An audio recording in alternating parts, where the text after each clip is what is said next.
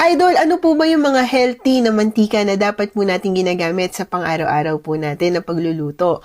Alam niyo po ba, Idol, napakaganda pong gumamit po ng mantika katulad po ng canola oil, olive oil, at saka po avocado oil. Yan po yung tinatawag natin na unsaturated fats. Ibig pong sabihin, yan po ay maganda po para po sa ating cholesterol. Tandaan po natin, Idol, ang ating pong cholesterol ay meron pong dalawang nilalaman yan.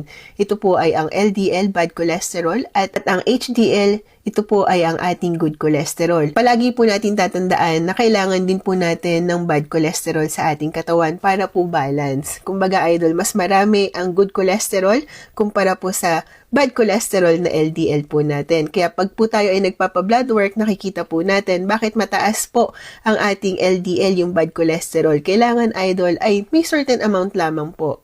Ano nga ba yung mga mantika po na hindi po maganda para po sa atin na maaaring makapag-increase ng ating bad cholesterol? Ito po yung mga katulad po ng margarine, yung mga butter, Idol, coconut oil. Unfortunately, yan po ay nakakapagpataas ng ating bad cholesterol.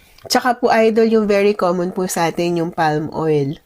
At alam niyo po ba, Idol, yung mga nabibili po ninyo ng mantika na nakalagay po sa bote ng gin, yan po, Idol, ay reusable na mantika, Idol. Yan po ay pinagsama-sama, fini-filter ng paulit-ulit, na yan po kapag tinignan natin ay akala natin ay bago, pero usually po, Idol, yung mga nabibili po natin sa tindahan, kadalasan, yan po ay nireuse na po ng nireuse, Idol.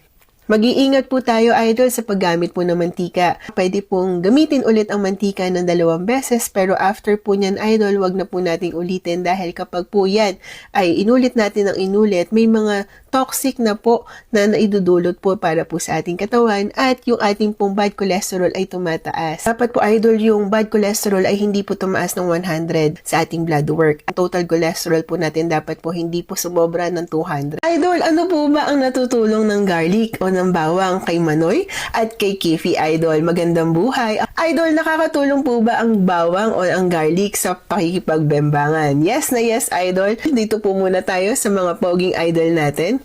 Alam niyo po ba na ang bawang po, meron po itong nilalabas na property, nitric oxide. Nakakatulong po ito para mas tumigas, para mas tumagal sa bakbakan itong si Manoy, para po mas magkaroon po ng energy itong si Manoy habang nakikipagbakbakan. Ito din po, Idol, ay nakakatulong para i-boost po ang inyong testosterone level. Ano po ba yung testosterone level? Ang testosterone level po, ito po ang male sex hormones.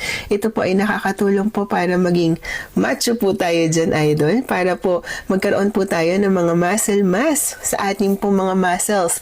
Para po tayo ay ma-increase po ang ating libido. Ito po yung L na L po tayo. Ito po yung pakiramdam para tayo ay makaramdam ng init, Idol. At alam nyo po ba, nakakatulong din po ito para po madagdagan ang ating pong sperm count. Kapag po tayo ay kumakain ng bawang, nakakatulong din po ito para po sa ating fertility. Mas lalo po tayo mas mabilis makakabuntis dahil mas nakakapagpaboost po ito, nakakapagpasigla po ito sa mga similya ni Manoy, Idol. Katulong din po ito para po sa ating puso, nakakapagpababa po ito ng mga bad cholesterol at nakakatulong din po ito sa ating cognitive at tulong din po ito para makaiwas po sa mga cancers.